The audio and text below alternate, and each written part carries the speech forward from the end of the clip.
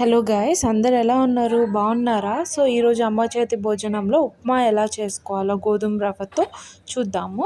First pan తీసుకొని ఏదైతే peanuts ఉన్నాయో అవి ఫ్రై చేసుకొని పక్కన పెట్టేసుకోవాలి. అదే ప్యాన్లో నేను అల్లం వేసి అండ్ జీలకర్ర కొంచెం ఆయిల్ వేసాను. అట్ ద సేమ్ టైం ఆవాలు వేసుకొని అవి కొద్దిగా కాలిన తర్వాత టమోటా అండ్ మిర్చి వేసుకొని బాగా ఫ్రై చేసుకోవాలి.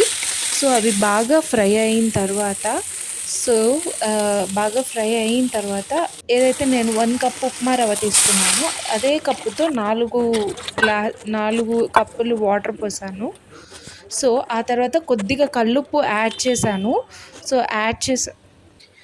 యాడ్ చేసిన తర్వాత బాగా మరగాలి. మరిగిన తర్వాత ఏదైతే మన ఉప్మా రవ్వ ఉండిందో అది యాడ్ చేసుకోవాలి. యాడ్ చేసుకొని బాగా మిక్స్ చేయాలి.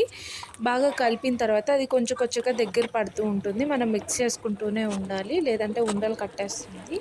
సో ఈ రవ్వ అంత కట్టదు, కానీ నార్మల్ బొంబాయి రవ్వ అయితే కడుతుంది. బట్ కానీ కొంచెం కలుపుకుంటూ ఉండాలి అడుగంటకుండా. సో ఏదైతే పీనట్స్ ఫ్రై చేసి పక్కన పెట్టామో ఆ పీనట్స్ నేను యాడ్ చేశాను. సో మన ఉప్మా అయితే రెడీ అయిపోయింది. దీనిపైన నేను షుగర్ కొంచెం అండ్ నా దగ్గర జాగ్రీ ఉంది, యాడ్ చేసుకున్నాను. సో ఇలా ఒకసారి ట్రై చేయండి, చాలా బాగుంటుంది. జాగ్రీ అండ్ షుగర్ 2 యాడ్ చేసుకొని తింటే చాలా బాగుంటుంది. So must